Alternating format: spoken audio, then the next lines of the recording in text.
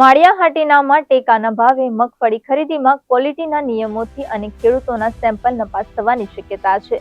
છેલ્લા એક અઠવાડિયાથી સૌરાષ્ટ્ર સહિત ગીર પંથકમાં માળિયાહાટીના શહેર તાલુકામાં માવઠાના કારણે ખેડૂતોની મગફળીનો પાક પલળી ગયો છે। માવઠાના મારથી ખેડૂતોએ આખા વર્ષની રોજ બચાવવા ઘણા પ્રયાસો કર્યા બાદ પણ જે થોડો ઘણો પાક બચ્યો છે તે પણ સરકારની ક્વોલિટી કંટ્રોલ મુજબ નથી।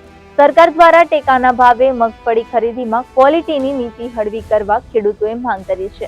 ત્યારે ખરીદી કેન્દ્રો પર ખેડૂતોનો પાક ક્વોલિટીના કારણે રિજેક્ટ થશે તો ખેડૂતો માટે પડ્યા પર પાટા જેવી સ્થિતિ સર્જાશે।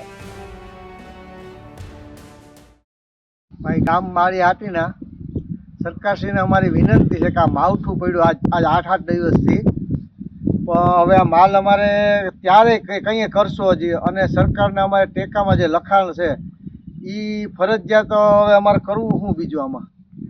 તો અમે કદાચ માલ લઈને આવીએ તો તમે અહીંયા કંઈ રોન ન કાઢતા કે ડેમેજ છે કે અમે બીજો માલ ક્યાંથી લઈ આવું? હાલો કોઈ બીજાની માંડવી લઈને આવીએ તો એ જ છે અમારી બાજુમાં આ ભાઈ, આ બાપા બિચારા છે એ રોય છે દોરે માથે ઓઢીને ટાઇલવાળા। હવે એમાં હવે તો બીજું તમે શું કરીએ? આ કુદરતનો માર છે। આ જોઈ લો ભાઈ માંડવી તમે ભાઈ,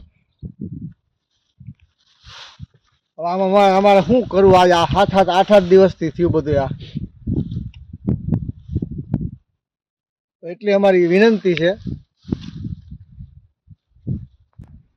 સરકારશ્રીને, એટલી અમારી વિનંતી છે કે આ જે કંઈ માલ છે એ સંભાળી લેવા નમ્ર અપીલ કરું, બીજું કંઈ નથી કહેતો હું।